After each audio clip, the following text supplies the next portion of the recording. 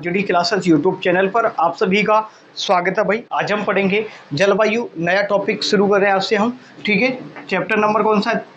3rd number है। आप लोग नोट्स अपना प्रॉपर बना रहे होंगे उम्मीद करता हूँ।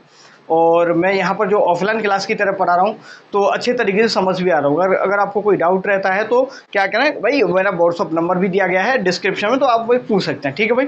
और हाँ, एक बात और कि कुछ लोग ऐसे होते हैं जो सिर्फ वीडियो को चला करके ही देखते हैं और तुरंत छोड़ करके चले जाते हैं भाई।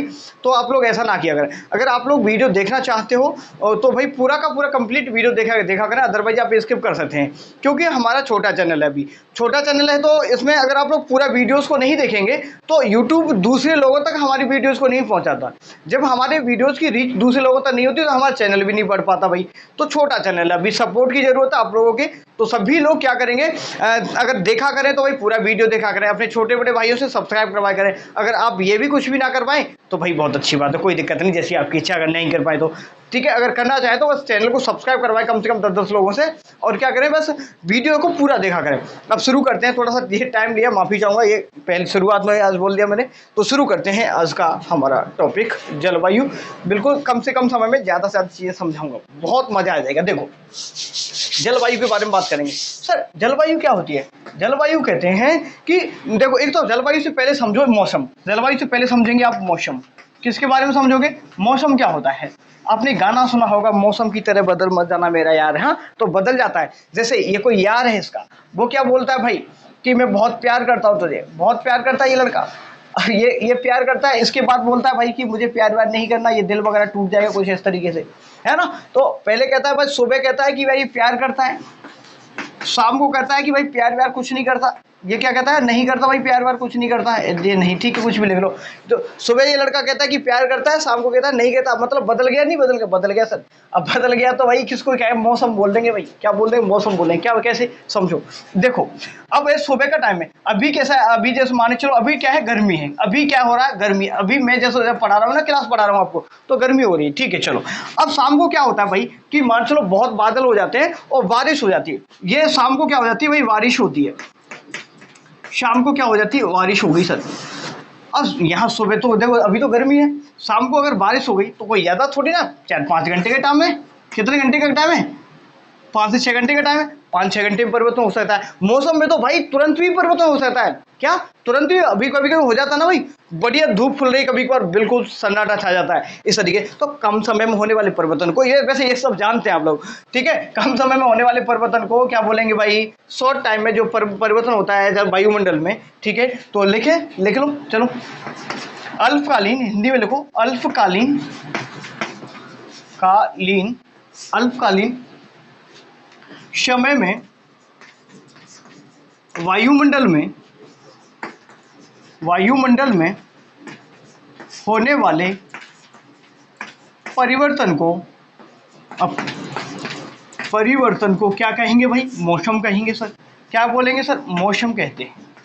ठीक है भाई, मौसम कहते हैं भाई। ये समझ आया आपको? क्या जो हमारा वायुमंडल समझे, जो चारों ओर का वायुमंडल, इसमें इसी को कहते हैं वायुमंडल। ठीक है। तो जो मौसम में बदल गया, थोड़ा सा परिवर्तन हो गया, उसे क्या कहेंगे? मौसम। अब देखो, इसी से एक चीज याद रखो, हमारे यहाँ पर राजस्थान में भारतीय लिखेगा, भारतीय मौसम, ठीक है। भारतीय मौसम विभाग की वेधशाला है साहब। विभाग की जो वेधशाला कहाँ पर है ये पूछेगा आपसे, वेधशाला। क्वेश्चन बहुत बार पूछा गया है, ये बहुत बार पूछा गया है। ये राजस्थान में भारतीय मौसम विभाग की वेधशाला कहाँ पर है? तो आपको बताना है सर, जयपुर। क्या बताएंगे? इसका जो स्थान है, हेडक्वार्टर, वो कहाँ पर है सर? जयपुर। ये समझ में आया कि नहीं आया भाई? ठीक है भाई। तो भारतीय मौसम विज्ञान जो मौसम विभाग की, वैज्ञानिक विभाग की जो वेधशाला, वो कहाँ पर है? जयपुर में। समझ आया? अब हम नेक्स्ट बात करें, हमारा जलवायु की बात चल रही, तो एक क्वेश्चन और भी बन जाता है यहाँ पर। क्या? राजस्थान में 2019 में करंट का क्वेश्चन है, वैसे पूछ लेते हैं, ये स्टैटिक में आ गया क्वेश्चन तो आने को तो। और 2019 में क्या हुआ कि राजस्थान में जलवायु एक विभाग की स्थापना की गई, जलवायु एवं परिवर्तन निदेशालय। परिवर्तन नहीं, पर्यावरण निदेशालय। क्या लिख रहा हूं मैं? ठीक है, पर्यावरण निदेशालय की स्थापना की गई। निदेशालय की स्थापना की गई। ठीक है, लिखते हुए जाइएगा, समझते हुए जाइएगा। ये जयपुर में, ये ठीक है, कहाँ पर है? जयपुर में, ये भी ध्यान रखेंगे। कभी देखो क्वेश्चन ऐसे आते हैं, वैसे हमारा देखो डिस्क्रिप्टिव चीज़ है नहीं कि इस मौसम विभाग की वैसे लिखा दी मैंने परिभाषा, इनको लिखाने की जरूरत नहीं, क्योंकि सिर्फ अंडरस्टैंडिंग करना है हमें, ऑब्जेक्टिव क्वेश्चन आएंगे हमें और सिर्फ टिक मार के पढ़ना आगे।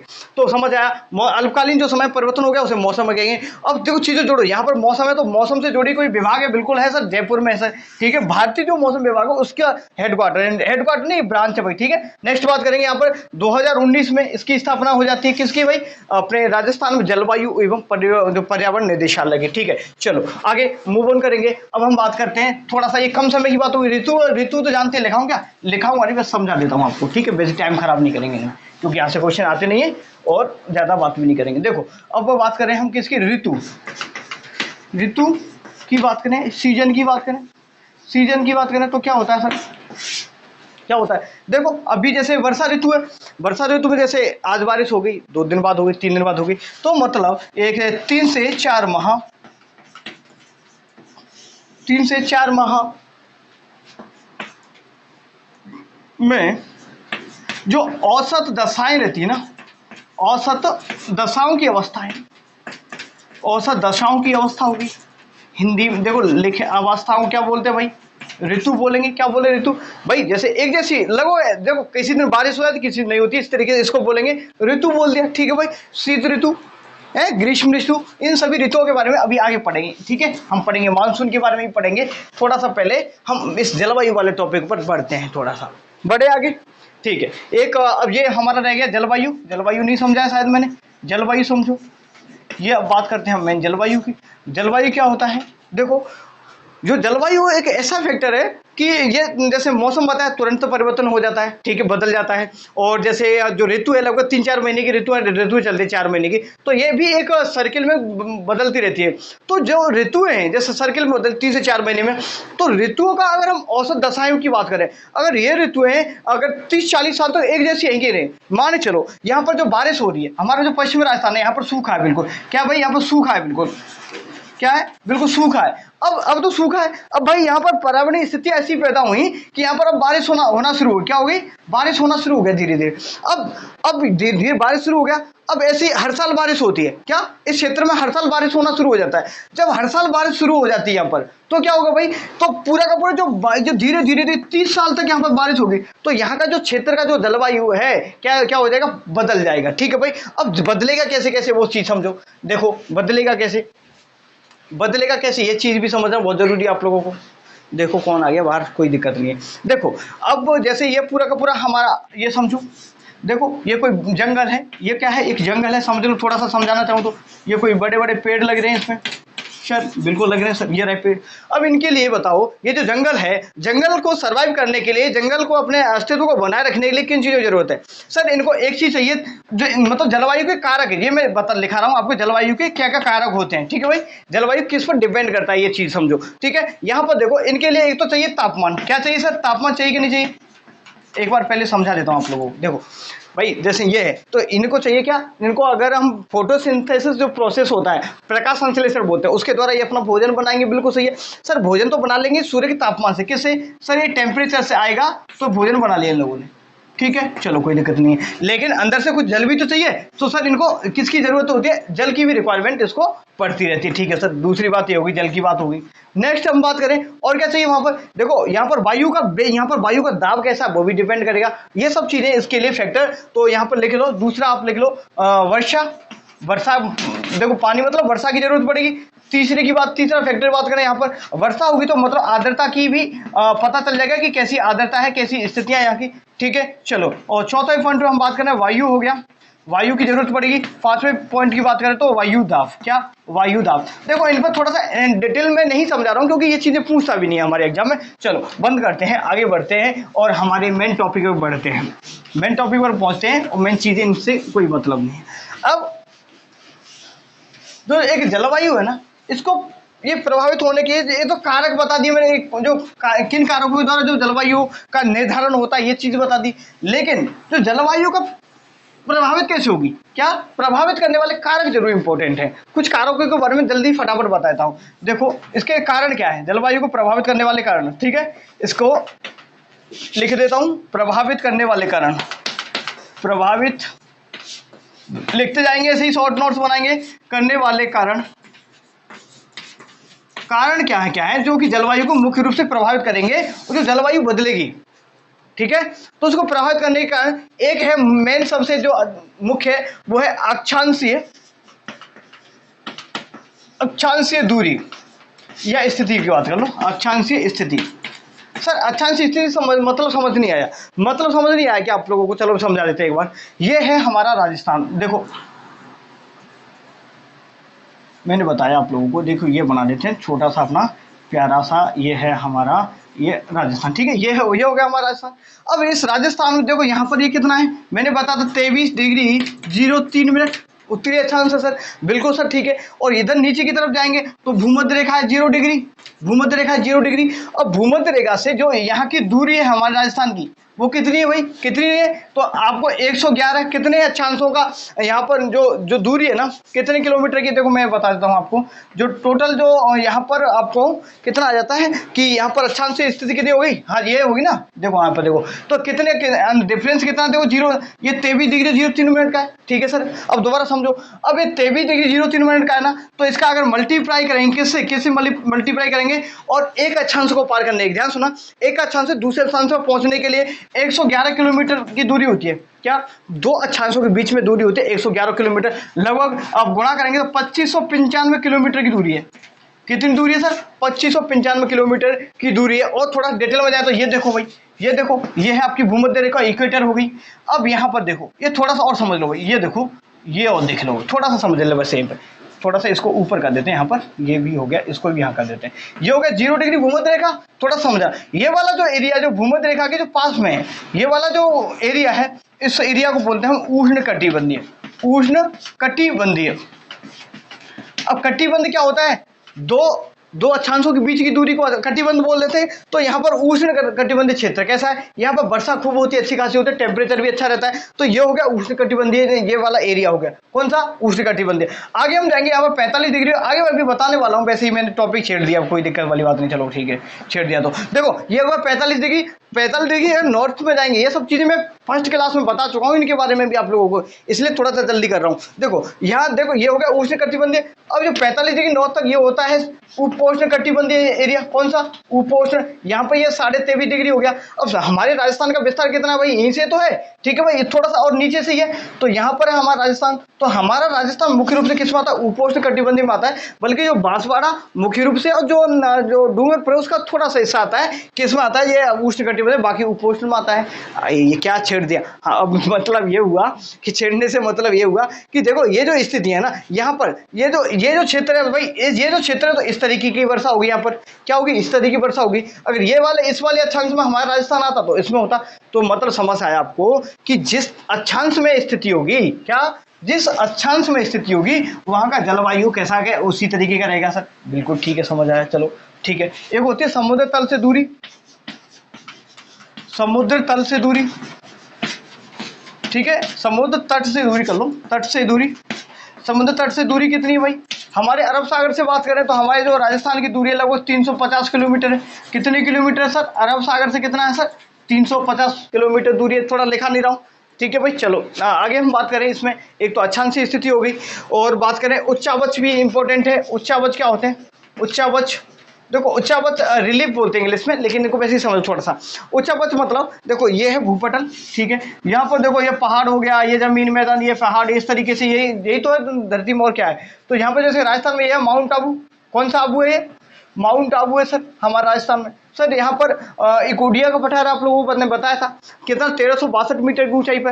तो जैसे ऊपर की तरफ जाएंगे, देखो मैदान जमीन से अगर ऊपर की तरफ जाएंगे तो लगभग 165 डिग्री, 165 मीटर की, 165 मीटर ऊंचाई पे जाएंगे तो 1 डिग्री सेल्सियस तापमान कम हो जाए। कितना डिग्री, 1 डिग्री सेल्सियस तापमान कम हो जाएगा, कितना, देखो दोबारा समझो, धरती से ऊपर की तरफ बढ़ेंगे ना तो थोड़ा सा आप लोगों ने सुना भी होगा कि टेम्परेचर कम होता जाता है। अभी थोड़ा टेम्परेचर चल रहा है, जब से मैं एक बार टेम्परेचर के बारे में बताता हूँ। तो ये मुख्य रूप से कारक है, 3 कारक तो ये हो गए, और समुद्र तल से दूरी और भी है, लेकिन उनको ज़्यादा आप लोगों के लिए बताना ठीक रहेंगे। ठीक है, चलो कोई दिक्कत वाली बात नहीं, यहाँ से काम हो जाएगा, जो वनडे एग्जाम में ये सब चीज़ें नहीं पूछेगा आप लोगों से। ठीक है, चलो नेक्स्ट बात करेंगे हम आगे। एक तापमान और जो वायुमंडल गर्म कैसे होता है ये भी समझाऊंगी आप लोगों को। थोड़ा सा बता देता हूं कि जो हमारा वायुमंडल गर्म कैसे होता है। वायुमंडल, ये आज क्या हो रहा है, जल्दी के चक्कर में कैसे लिखा मारा है, कोई दिक्कत नहीं। देखो भाई थोड़ा सा समझें, कोऑपरेट करेंगे। वायुमंडल लिखिएगा मेरे भाई, ठीक है। वायुमंडल की बात करें, ये गर्म कैसे होता है, हम अभी जानने वाले हैं कि गर्म कैसे होगा, वायुमंडल गर्म कैसे होता है। और एक जानेंगे ताप क्या होता है, एक ताप, ठीक है भाई। ताप क्या होता है, ताप के बारे में, वो तापमान। तो मैं अभी इसी के बारे में थोड़ा सा बता देता हूँ। देखो यहाँ देखो, ये अपना सतह धरातल है हमारी, ठीक है सर, समझेंगे भाई, ये है धरातल, समझिएगा हमारा वायुमंडल गर्म कैसे होता है ओवरऑल। देखो यहाँ पर क्या है, देखो ये हमारा रेगिस्तानी मैदान है पूरा का पूरा, ये रेगिस्तान है, यहाँ पर क्या धूल वगैरह है, ठीक है, ये मिट्टी वगैरह, ये सतह है, ठीक है भाई। अब यहाँ पर सूर्य भगवान जी हैं, ठीक है, ये रहे साहब, ये हो गए। अब यहाँ से ये क्या करेंगे, अपने टेम्परेचर को भेजेंगे, इस तरीके से भेजेंगे सर। ये बंडल्स में आता है, जो सूर्य का प्रकाश है वो धरती पे कैसे आता है, यहाँ पर एक पेड़ लगा देते हैं, कोई दिक्कत वाली बात नहीं, ठीक है, ये पेड़ लगा दिया, कोई दिक्कत नहीं, ठीक है। देखो यहाँ से जो प्रकाश आता है, ये साइंस का टॉपिक है लेकिन बता देता हूँ कि जो सूर्य से जो प्रकाश आता है, क्या सूर्य का जो प्रकाश आता है तो वो किस में आता है, बंडल्स में आता है। तो उनको सौर बंडल बोलते हैं, क्या बोलते हैं, सौर बंडल। तो बंडल को बोलते हैं इसको, और अपनी इस भाषा में बात करें नॉर्मल तो सौर विकिरण के रूप में, यहाँ से जो सूर्य का प्रकाश आता है ये कैसे आ रहा है, इस सौर विकिरण के रूप में। किसके रूप में आ रहा है सर, सौर विकिरण। ये क्या आएंगे सर, यहाँ से सौर विकिरण आएंगे, समझना। अब यहाँ से जैसे ये तापमान आएगा यहाँ पर, बिल्कुल सर यहाँ पर, अब जैसे तापमान देखो यहाँ आएगा, ये तापमान पड़ेगा, तो सबसे ये जो सतह है ना, ये क्या होने लग जाएगी, यहाँ पर गर्म होगी। जब ये सतह अगर गर्म हो जाएगी तो यहाँ पर आप लोगों को पता है, जैसे ये सतह गर्म होगी ना, ये नीचे ये वाली सतह गर्म होगी, तो जब आपको लोगों को पता है जब टेम्परेचर ज्यादा पड़ेगा तो जो वायु का घनत्व भी, भाई वायु भी है यहाँ पर क्या वायु भी विद्यमान है, देखो लिखो यहाँ पर लिख देता हूँ, वायु भी विद्यमान है सर। और जब यहाँ पर टेम्परेचर ज्यादा हो जाएगा, कोई भी चीज टेम्परेचर ज्यादा होगा तो वायु के कण दूर दूर भगेंगे, क्या, जैसे तापमान ज्यादा पड़ेगा तो वायु के कण दूर दूर भगेंगे। तो क्योंकि देखो वायु के कण जब दूर दूर भगेंगे तो यहाँ पर जो वायु दाब है वो कैसा हो जाएगा, कम। तो वायु दाब कैसा हो जाएगा, इस स्थिति में वायु दाब हो गया सर कम, क्या हो गया, वायु दाब कैसा हो गया सर, कम हो गया यहाँ पर। ये समझना, इस जगह पर वायु दाब कैसा हो जाएगा, कम हो जाएगा सर, कोई दिक्कत वाली बात नहीं। यहाँ पर वायु दाब कम हो गया, अब फिर क्या होगा, अब एक बार मैं दोबारा से देखो, अब ये यहाँ पर वायु दाब कम हो गया, तो ये जो यहाँ पर वायु है, ये यहाँ की ये वायु है, इस तरीके से ये घूमेगी भाई, ये ऊपर की तरफ उठना शुरू हो जाएगी। जो वायु है इस तरीके से, यहाँ पर वायु दाब कम है, यहाँ पर तो कम होगा, और ऊपर की तरफ जाएंगे तो वायु दाब कम है, यहाँ पर तो इस तरफ बढ़ना शुरू हो जाएगा। तो जैसे ही ये वायु है ये ऊपर जाएगी और इस तरीके से ये सर्किल रहता चलेगा, तो नीचे की जो हवा है वो ऊपर जाएगी, ऊपर की नीचे आएगी, तो इस तरीके से होता है हमारा वायुमंडल गर्म, समझ आया।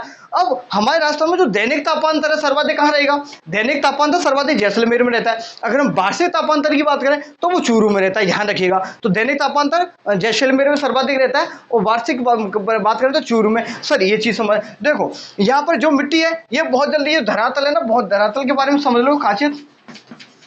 धरातल क्या है, जल्दी तो गर्म हो जाता है सर, जल्दी गर्म हो जाता है और जल्दी ठंडा हो जाता है। क्या हो जाता है, ठंडा। और हमारे अगर हम समुद्र सतह की बात करें या जलीय भूभाग की बात करें, जलीय भाग की बात करें, हम जलीय भाग या स्तर की बात करें, तो ये धीरे तो गर्म होता है, धीरे धीरे तो क्या होगा, ये गर्म होता है और धीरे धीरे ठंडा होता है सर, ठीक है, धीरे धीरे गर्म होता है, धीरे धीरे ठंडा होता है। देखो अब इसी कारण देखो हमारे राजस्थान, देखो यहाँ पर हमारे चूरू की बात करें, चूरू ओवरऑल ज्यादा गर्म और ज्यादा ठंडा क्यों बोलते हैं, क्या क्वेश्चन है कि चूरू राजस्थान में सर्वाधिक गर्म और ठंडा जिला क्यों है, क्या क्वेश्चन क्या है कि राजस्थान में चूरू जिला सर्वाधिक गर्म और ठंडा क्यों है, ठीक है, ठंडा क्यों है, ये खैर ये रिटर्न नहीं करना, लेकिन फिर भी समझा देता हूँ, टॉपिक चल गया तो। चूरू राजस्थान का ऐसा एक जिला है जो कि सर्वाधिक गर्म भी रहता है और ठंडा भी रहता है। क्या कारण है? अगर आरएस में आओगे तो क्या लिखोगे वो चीज़ भी मैं समझा देता हूँ एक बार, ठीक है। ये मेंस वाला काम है, लेकिन उसको समझने की जरूरत नहीं, लेकिन हम जानकारी के लिए समझ लेते हैं। देखो यहाँ पर जैसे मैं यहीं पर समझाता हूँ, जैसे यहाँ पर देखिएगा मैंने बताया सूर्य का प्रकाश सौर विकिरण आएंगे यहाँ पर, तो यहाँ पर जो वायु का दाब था, यहाँ पर पहले वायु दाब ज्यादा था, जैसे ही टेम्परेचर का प्रभाव पड़ा यहाँ पर टेम्परेचर ज्यादा है, तो ये जो वायु के कणों में दूरी बन गई, तो यहाँ पर क्या है कि स्पेस बन जाएगा। क्या बन जाएगा? स्पेस बन जाएगा। अब यहाँ से जो वायु है फिर ऊपर की तरफ उठेंगी संवहनी हवाओं के रूप में, कहाँ जाएंगी? ऊपर जाएंगी। तो ये जो स्तर बहुत जल्दी गर्म हो गया, हुआ कि नहीं हुआ सर? हो गया। अब जैसे ही यहाँ से जाएंगे तो ये जल्दी ठंडा भी, ये अगर प्रकाश नहीं आएगा तो ये तुरंत ठंडे भी हो जाते हैं। तो क्या कहते हैं, जो एनर्जी है ना इनमें बहुत जल्दी जाती है और जल्दी ही पास हो पाती है। तो यहाँ पर चूरू में ऐसे होता है कि जल्दी, और दूसरा कारण क्या चूरू में? चूरू में वनस्पति नहीं सर। क्या नहीं सर? वनस्पति। अब यहाँ पर देखो पेड़ पौधे होते हैं तो बाष्पोत्सर्जन भी जल्दी कर लेंगे, और यहाँ पर तो वनस्पति विहीन क्षेत्र है पूरा का पूरा, तो यहाँ पर कोई वनस्पति है नहीं, तो आएगा सीधा और सीधा के सीधा उसी तरीके से जैसे आएगा और उसी तरीके से जितना जल्दी आएगा उतनी जल्दी ठंडा हो जाएगा। ये आपको समझ में आया होगा उम्मीद करूंगा, ठीक है। समझाने की कोशिश तो पूरी की है, शायद समझ में आ गया होगा वायुमंडल गर्म भी कैसे होता है।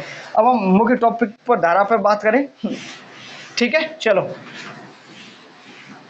देखो थोड़ा सा लाइव नहीं है ना, ये अपना ना डिजिटल बोर्ड वगैरह नहीं है, थोड़ा सा इसलिए ना कभी कभार आप लोग सोचते होंगे शायद ना कि ये ना ठीक नहीं चल रहा। मुझे भी कभी कभार लगता है कि ना आप लोग वीडियोस को इसलिए नहीं देखते क्योंकि है ना आपको डिजिटल बोर्ड चाहिए, लेकिन सच बता रहा हूँ ना, डिजिटल बोर्ड पे जितना पढ़ोगे ना तो वो दिमाग से जल्दी निकल जाता है। इस बोर्ड पर पढ़ोगे तो लंबे समय तक आपके दिमाग में छपने वाला है। इतनी रामायण गाली, कुछ बैठा कि नहीं बैठा? भाई बैठा होगा, पानी पी लेता हूँ। चलो बैठा तो होगा, क्यों? वैसे तो थोड़ा सा अगर मैं चाहता तो मैं डायरेक्ट आपको जलवायु का वर्गीकरण बता देता। अब शुरू करेंगे, बहुत इंपॉर्टेंट है। आप भी पानी पीना चाहो तो पानी पी लो, मैं भी पानी पी लेता हूँ।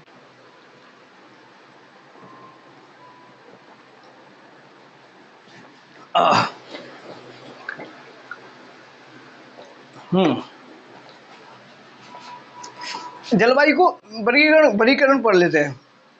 क्या पढ़ेंगे? जलवायु का वर्गीकरण। अब समझिए वर्गीकरण कैसे करेंगे। भारतीय, एक तो हम मुख्य रूप से पहले पढ़ लेते हैं भारतीय मौसम विभाग के द्वारा, लेकिन ज्यादातर वो कोपेन के द्वारा या फिर बोले तो थॉर्नवेट के द्वारा, ट्रीवासा, इनसे पूछा मोस्टली क्वेश्चंस आते हैं आपके। कोपेन से पूछ लेता है या थॉर्नवेट से क्वेश्चन पूछता है। और मैं एक बार भारतीय जो मौसम विभाग के द्वारा जो राजस्थान का जो जलवायु है इसका विभाजन कैसे किया गया वो मैं आपको समझ देता हूँ। तो पहला पॉइंट देखो यहाँ पर, तो सबसे पहले हम बात करने वाले हैं भारतीय मौसम विभाग के द्वारा, ठीक है। मौसम विभाग के द्वारा जलवायु का, राजस्थान है, ठीक है, यहाँ पर राजस्थान लिख देता हूँ, और भी लिखूं क्या? राजस्थान की जलवायु का वर्गीकरण, ठीक है। चलो राजस्थान की जलवायु का वर्गीकरण समझते हैं भाई, ठीक है। किसके हिसाब से? इन लोगों ने 5 भागों में बांटा था। कितने भागों में बांटा? 5 भागों में। तो अब हम बता देता हूँ आप लोगों को कौन कौन से भाग है। पहले एक बार राजस्थान बना देते हैं यहाँ पर, फिर आपको समझ में अच्छे तरीके से आ जाएगा। देखो अब ये जो टॉपिक शुरू किया ये क्यों किया पता है?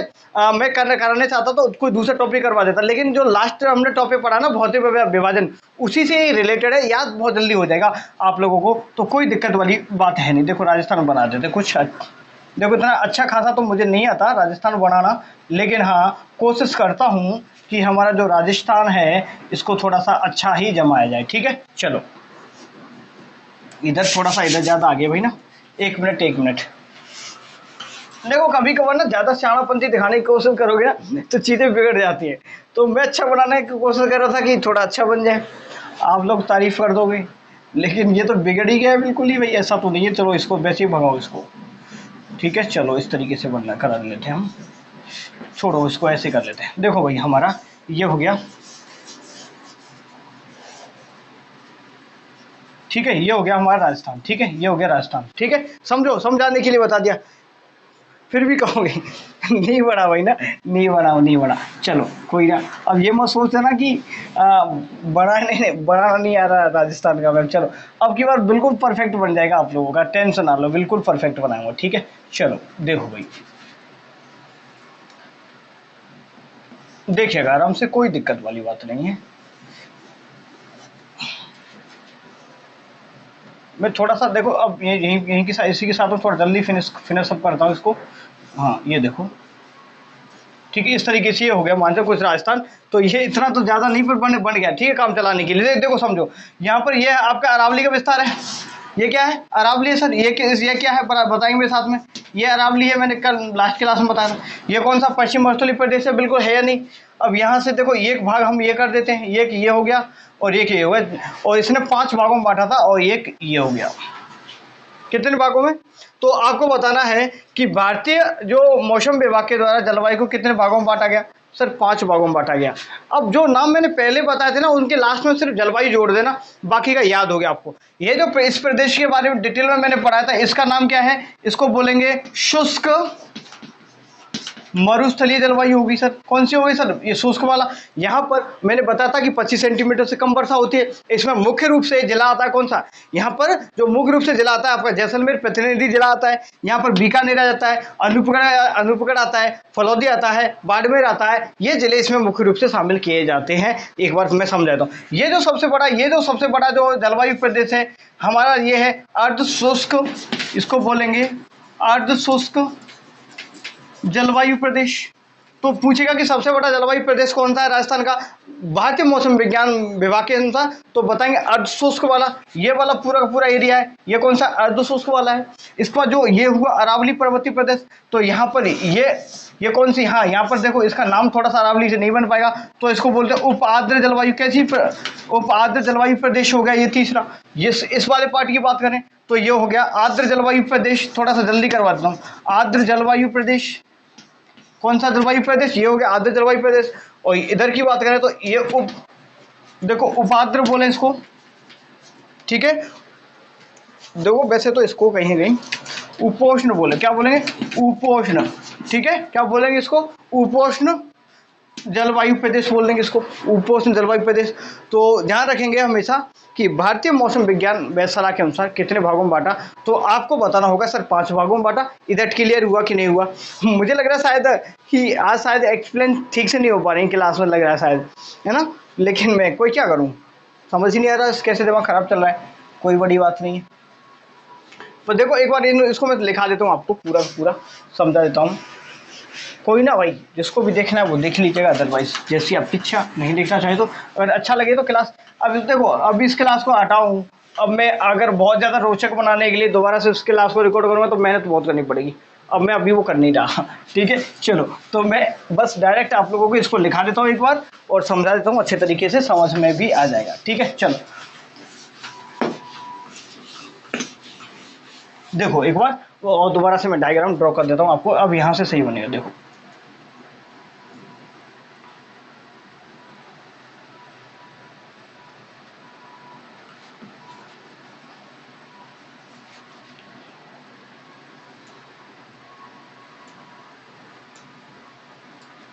ठीक है भाई, देखो कभी कभार ना हो जाता है, चीज़ें जानबूझ कर भी चीज़ें बिगड़ जाती हैं कभी कभार।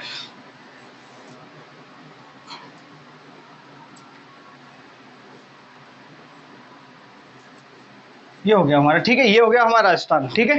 अब मैंने क्या बताया था, देखो यहाँ पर ये भारतीय मौसम विभाग के अनुसार मैं लिखा देता हूँ एक बार, भारतीय मौसम विभाग, ठीक है। इतना ही लिखा देता हूँ बस, ठीक है। मौसम विभाग, ज़्यादा लैंग्वेज नहीं लिखाऊंगा, ठीक है। पता नहीं आज कैसा फील हो रहा है। ये भारतीय मौसम विभाग ने 5 भागों में बांटा था। कितने भागों में? 5 भागों में बांटा था। सबसे पहले एक मैंने बताया था, ये कौन सा है आपको, देखो यहाँ पर दोबारा बताता हूँ। ये यहाँ से लेकर के और ये हो गया यहाँ से, और ये वाला प्रदेश, ये बताया था मैंने आप लोगों को। तो ये कौन सा है? इसको भी 2 भागों में हमने बांटा था कि नहीं बांटा था? बिल्कुल बांटा था। तो समझेंगे ये, और ये वाला एरिया होगा पूरा, ये जाएगा यहाँ तक, यहाँ तक, ठीक है। इस तरीके से जलवायु का वर्गीकरण किया भारतीय मौसम विभाग के द्वारा। राजस्थान की जलवायु को 5 खंडों में बांटा, ये समझो, ठीक है। कितने खंडों में? 5 खंडों में। तो ये पूरा प्रदेश कौन सा है? पश्चिमी मरुस्थलीय प्रदेश। इस प्रदेश का पूरा का ये अरावली से ऊपर वाला ये है 50 सेंटीमीटर समवर्षा रेखा है ना, ये बता रखा है पहले मैंने, ये 50 सेंटीमीटर समवर्षा रेखा है। इससे जो ऊपरी वाला हिस्सा है पूरा का पूरा, तो ये कौन सा है? मरुस्थलीय, पश्चिमी मरुस्थलीय प्रदेश। और लिखवा देता हूँ, कोई दिक्कत नहीं, पश्चिमी मरुस्थलीय प्रदेश। अगर आपने लास्ट क्लास नहीं देखी ना भाई, उनको जरूर जाकर देखिएगा, तो इसको समझना बहुत आसान हो जाएगा आप लोगों के लिए। ये हो गया पश्चिमी मरुस्थलीय प्रदेश। इसको भी 2 भागों में बांट देते हैं। ये होता है सर अर्ध शुष्क, अर्ध शुष्क। अब अर्ध शुष्क क्यों बोला? यहाँ पर 25 से लेकर 50 सेंटीमीटर तक वर्षा होती है। क्यों बोला इसको? 25 से 50 सेंटीमीटर वर्षा होती है, इसको अर्ध शुष्क बोला। और इसमें सर 0 से लेकर के 25 सेंटीमीटर वर्षा होती है, तो इसको बोल दिया शुष्क प्रदेश। शुष्क प्रदेश बोला था कि नहीं बोला था? अब आप लोग सिर्फ जो प्रदेश मैंने बताए थे उस जगह सिर्फ जलवायु जोड़ लेना और उनके नाम बन के आ जाएंगे। तो पूछ लेगा कि सबसे पहले आप बताएंगे कि आपसे पूछा शुष्क जलवायु प्रदेश कौन सा? शुष्क मरुस्थलीय भी मिलेगा इसके साथ में, शुष्क मरुस्थलीय जलवायु, मरुस्थलीय जलवायु लिखिएगा, एक एक करके लिखाई। शुष्क मरुस्थलीय जलवायु लिखेंगे हम। और शुष्क मरुस्थलीय जलवायु के बारे में भी यहीं के फॉन्ट में लिखाता हुआ चलता हूँ आप लोगों को, ठीक है, बार बार नहीं लिखाएंगे। देखो शुष्क मरुस्थलीय जलवायु, ये इस प्रदेश की बात करेंगे, यहाँ सूखा है, यहाँ बारिश कितनी पड़ रही है सर बताएंगे आप? 0 से 25 सेंटीमीटर वर्षा हो रही है, बिल्कुल सर। तो सूखा है एक तरीके से। कैसा है? यहाँ पर पूरा का पूरा प्रदेश सूखा है। तो यहाँ पर हम बारिश, सबसे पहले ये बता दिया मैंने आपको, बारिश हो गई।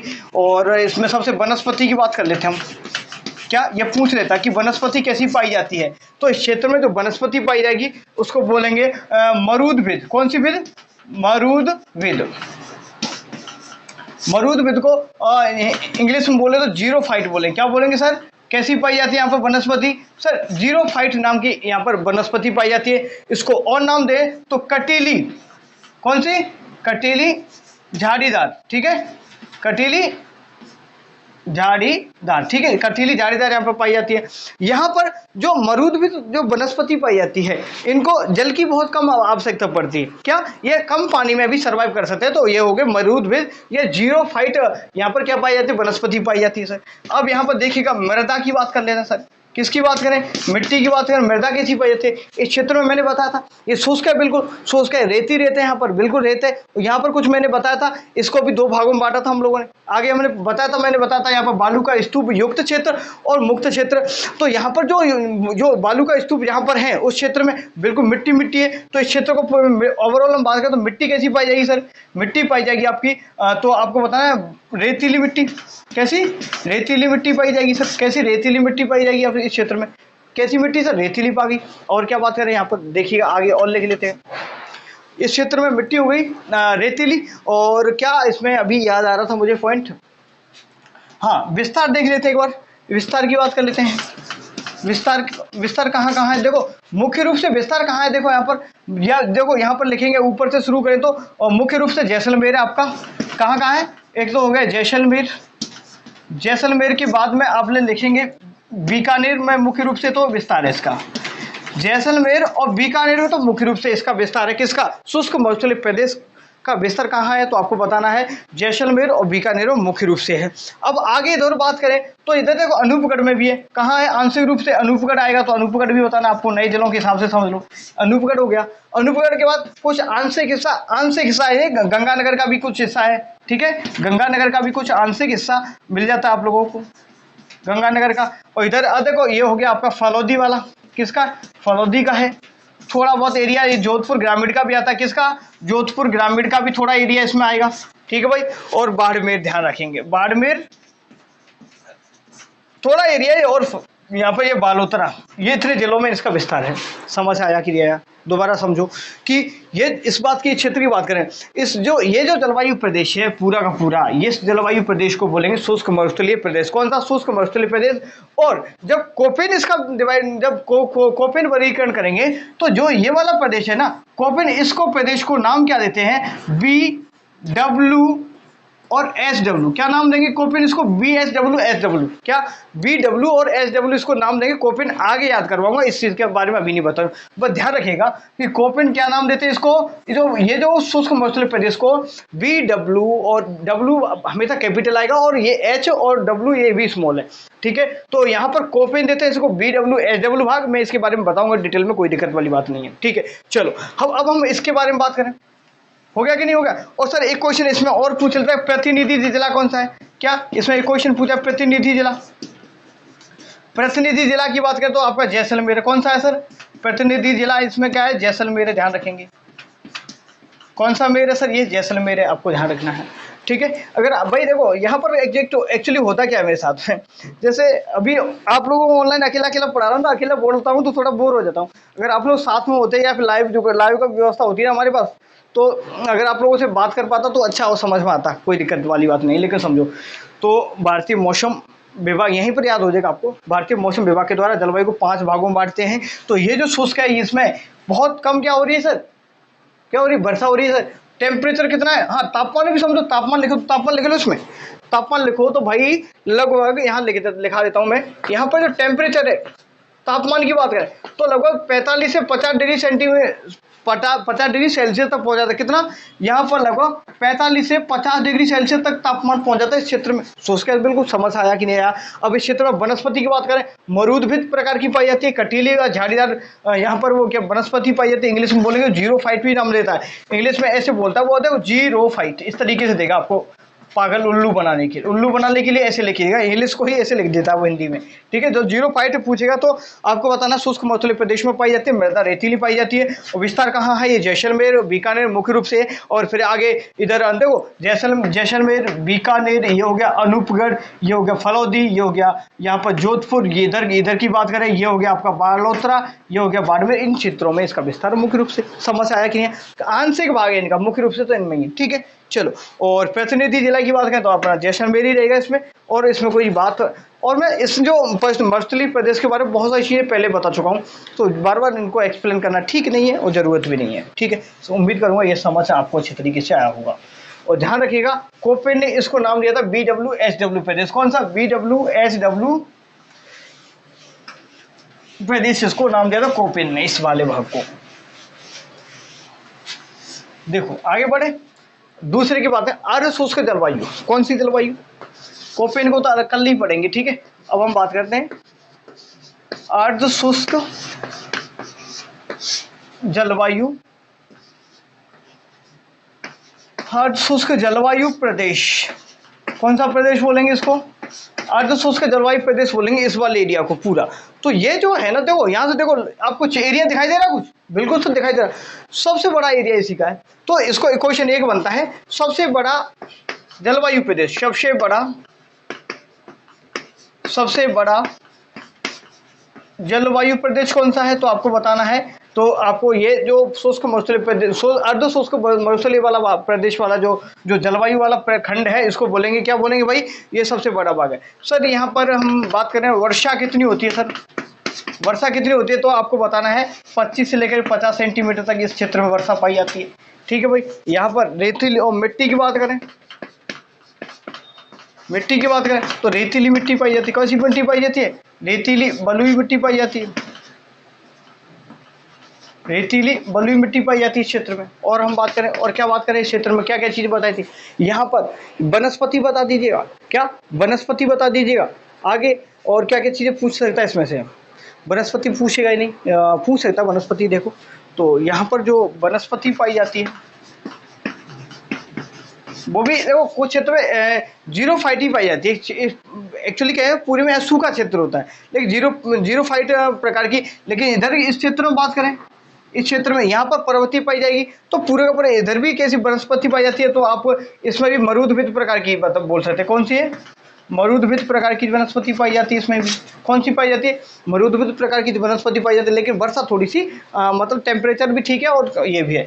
नेक्स्ट हम इस क्षेत्र में और बात करेंगे, किसकी बात करें यहाँ पर, और कुछ रह गया क्या, मेरे ख्याल से एक बार नोट हेल्प ले लेता हूँ, शायद भूल रहा हूँ, ऐसा ना हो कि कोई चीज़ छूट जाए आप लोगों की। तो एक बार रुको, किस में पढ़ा रहा हूँ मैं आपको, 1 मिनट में हेल्प ले ही लेता हूँ इसमें। वैसे तो खैर मैंने बताया ये नहीं ठीक है, कुछ नहीं, वही है, मैं ऐसा सही तो बता रहा हूँ, कोई कोई ज़्यादा नहीं। देखो ये और समझ लो इसमें, तो वनस्पति मरुद्भिद, या फिर इसको एक नाम और बोल देते हैं, इसको स्टेपी प्रकार की भी बोलते हैं। कौन सी? स्टेपी प्रकार की वनस्पति पाई जाती है। कौन सी? स्टेपी प्रकार की वनस्पति भी हम लिख सकते हैं। मरुद्भिद इस क्षेत्र में पूरे में पाई जाती है, लेकिन स्टेपी प्रकार भी आप लिख सकते हैं। नेक्स्ट बात करें, इसका विस्तार कहाँ कहाँ पर है, तो मेरे साथ बोलिएगा आप लोग, अगर आपने मेरे साथ पढ़ा है तो ये कौन सा घग्गर बेसिन है। पूरा घग्गर बेसिन की जो विशेषता है आप लोगों को पहले बता दिया मैंने। इधर ये आपको मैंने बता दिया, शेखावाटी बेसिन की पूरी विशेषता आपको पहले बता चुका हूँ। नागौरी बेसिन की पूरी विशेषता आपको पहले बता चुका हूँ। लूनी बेसिन के बारे में पूरा डिटेल में जो भौतिक प्रदेश वाले क्षेत्र में करवा चुका हूँ। इसमें और कुछ नहीं। और जो यहाँ पे मिट्टी है ना, ये देखो, इस मिट्टी को एक एंटी सॉल्ट्स भी इंग्लिश में नाम मिल जाता है, एंटी सॉल्ट्स। कौन सी मिट्टी को बोलते हैं? एंटी सॉल्ट्स बोलते हैं। और जिसको ए सूखा है तो एरिड बोलते हैं, इसको एरिडोसॉल्स बोल देता है। यहाँ पर शुष्क में एरिडोसॉल्स बोल रहे हैं, इसको एंटीसॉल्स मृदा बोल देते हैं। और इसमें कुछ खास है नहीं। ठीक है, चलो ठीक है, शुरू कर, आगे बढ़ते हैं। नेक्स्ट हमारा है, और जो अगर मैं इसकी बात करूं तो कोपेन साहब इसको देते हैं नाम, क्या देंगे इसको? इसको कोपेन नाम देते हैं BSHW। क्या देंगे इसको नाम? BSHW, कोपेन जी इसको नाम देकर के जाते हैं। ये भी आपको मैं आगे बताऊंगा, कोपेन का भी ध्यान रखेंगे। ये जो शुष्क वाला BWSW, और अर्ध शुष्क वाले को देते हैं BSHW। इनके बारे में आगे बताऊंगा क्लास में, कोई दिक्कत वाले। ये बात करें हम तो ये हो गया उप आर्द्र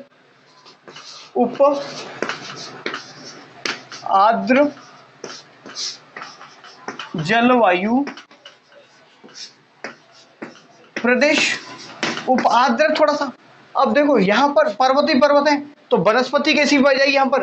तो वनस्पति होगी कैसी? वनस्पति आपकी पाई जाएगी पर्वतीय, बोल लो, क्या बोल लो? पर्वतीय वनस्पति पाई जाएगी क्षेत्र में, या फिर धोकड़ा। लेकिन एक क्वेश्चन बताया था आपको, जो राजस्थान में जो धोकड़ा बना है ना, सब जगह पाया जाता है। मतलब सबसे ज्यादा पूछे कि राजस्थान में किस प्रकार के वन सर्वाधिक पाए जाते हैं, तो आपको धोकड़ा वन तो ये बताना है कि ऑलमोस्ट सब जगह पाए जाते हैं। ठीक है भाई, ये भी ध्यान रखिएगा। और यहाँ पर भी बात करता हूँ मुख्य रूप से धोकड़ा, और वैसे ओवरऑल भी अगर क्वेश्चन आता कभी हुआ कि कौन सी सर्वाधिक पाई जाती है वनस्पति, तो आपको पता है ये धोकड़ा वन यहाँ पर पाए जाते हैं। नेक्स्ट बात करेंगे, यहाँ पर जो मिट्टी की बात करें, लाल और काली मिट्टी पाई जाती है। कैसी पाई जाती है? लाल और काली मिट्टी पाई जाती है सर, इसमें लाल और काली मिट्टी पाई जाती है।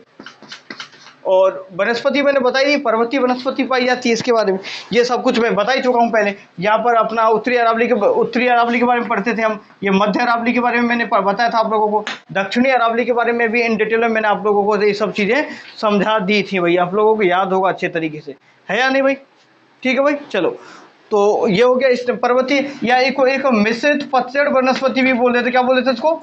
मिश्रित पतझड़ वनस्पति भी बोल देते हैं, इसका भी ध्यान रखें, मिश्रित पतझड़। ठीक है, पतझड़, मिश्रित पतझड़ वनस्पति बोलेंगे तो अरावली वाले इसी प्रदेश में पाई जाती है। ठीक है भाई, तो कोई दिक्कत वाली बात नहीं। हाँ, इसमें एक चीज़ और भूलिएगा, इसमें जो प्रतिनिधि जिला आपका जोधपुर था, कौन सा था जिला था इसमें? जोधपुर था।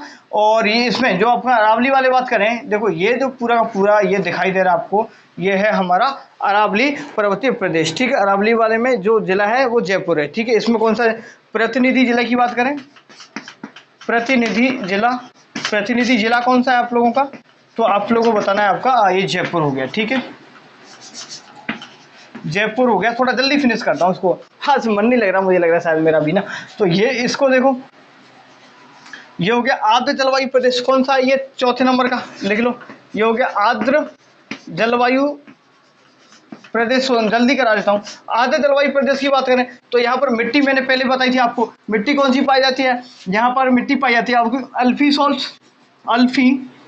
नाम की यहाँ पर मिट्टी पाई जाती है। कौन सी? अल्फी सॉल्ट्स मिट्टी पाई जाती है। इसी को जलोढ़ मिट्टी बोलते हैं। क्या बोलते हैं इसको? जलोढ़ मिट्टी भी बोलते हैं इसको। थोड़ा जल्दी फिनिश करवा देता हूँ, मन नहीं लग रहा मेरा भी ना। इसको जलोढ़ मिट्टी बोल देते हैं। इसी क्षेत्र में आपको पता है खाद्यान्नों का सर्वाधिक उत्पादन इसी क्षेत्र में होता है। पानी का जलस्तर भी अच्छा खासा इस क्षेत्र में। तो ये जो पर्वतीय वाले उस क्षेत्र में बता दिया। बस प्रतिनिधि जिले का नाम ध्यान रखेंगे, प्रतिनिधि जिला, ये क्वेश्चन आ जाता है बस। प्रतिनिधि जिले का नाम बात करें तो प्रतिनिधि जिला, इसमें सवाई माधोपुर लिखेंगे। क्या लिखेंगे? सवाई माधोपुर प्रतिनिधि इसमें जिला हो गया। कौन सा जिला हो गया? इसमें सवाई माधोपुर प्रतिनिधि जिला आ जाता है आप लोगों का, और कुछ नहीं है भाई। तो और कोई अति आर्द्र, और इस वाले को देखें तो इसको अति आर्द्र बोलेंगे। क्या? अति आर्द्र बोल देंगे। ये कौन सा प्रदेश है, ये 5वें नंबर का अति आर्द्र है। बस ये चीज, और अति आर्द्र में कौन सा एरिया आता है, ये पूरा पूरा इनके बारे में बता चुका हूँ, इनके बारे में पूरा बता चुका हूँ। तो मुझे लग रहा है कि शायद मैं आज अच्छा फील नहीं कर रहा, शायद किसी वजह से, पता नहीं क्यों, नहीं समझ नहीं आ रहा। तो फिर भी ऑफ करते हैं आज का, और वैसे समझ में आ गया हो, एक बार रिवीजन कर लो। ये वाला है वो पूरा का पूरा, ये शुष्क है तो शुष्क मौसमी जलवायु हो गया, ये अशुष्क हो गया, ये पर्वतीय जो मैंने बता, तो ये उपाद्र हो गया, ये हो गया आर्द्र वाली, और ये हो गया अति आर्द्र वाली। ये 5वां हुआ था। कल की क्लास में थोड़ा सा एनर्जेटिक होकर के आऊँगा, जिससे कि आपको थोड़ा सा बोरियत फील ना हो, और शायद आप लोगों को अच्छा लगे। तो कल की क्लास को हम धमाकेदार तरीके से पढ़ेंगे, जिसमें हम कोपेन को पढ़ेंगे, त्रिभाषा को पढ़ेंगे, और थॉर्नवेट के बारे में डिटेल में समझेंगे। ठीक है, चलो बंद करते हैं ना। एनर्जी नहीं आ रही, पता नहीं क्या हो गया ना, कभी कभार हो जाता है जीवन में ऐसा ना, कि कुछ चाहते कुछ है लेकिन कुछ हो नहीं पाता। क्या करना तो बहुत कुछ चाहते हैं, लेकिन कुछ चीज़ें हो नहीं पाती भाई। तो क्या करें, कुछ नहीं कर सकते। बाकी का खुश रहो, मस्त रहो, चिल्ल मारो आराम से, बस पढ़ाई करते रहो। क्या करो, पढ़ाई करते रहो। पढ़ाई कर जिस दिन करना आपने बंद कर दिया, ये समझो कि खत्म हो। और सीखना बंद नहीं करना बस लाइफ में, हमेशा ध्यान रखना मेरी बात, सीखना कभी भी बंद मत करना। जिस दिन आप लोग सीखना बंद कर दोगे, तो आप एक रूप में जिंदा होगे, लेकिन जिंदा मृत इंसान कहलाने लग जाओगे जिस दिन आप सीखना बंद कर दोगे। तो हमेशा अपने जीवन में लर्निंग को जारी रखें, जहाँ से भी मिले लर्निंग करते रहो, और लर्निंग से ही अर्निंग होगी। एक दिन क्या होगी, लर्निंग से ही अर्निंग होती है, सीधी बात है। अगर आपके अंदर ज्ञान होगा तो 2 पैसे कमा पाओगे, ये तो कोई दिक्कत वाली बात नहीं। ठीक है, चलो ऑफ करते हैं। शायद अगर आपको ठीक, वैसे तो मैंने पूरी चीज़ें कोई भी गलत नहीं बताया, बिल्कुल अच्छा बताया, और अपनी तरफ से बेस्ट दिया है। और लगभग 2 बज गया, तो अभी मुझे जाना भी है। ठीक है, चलो धन्यवाद। नेक्स्ट क्लास में फिर कल मिलते हैं, कल की क्लास फिर धमाकेदार तरीके से करवाएंगे। Thank you.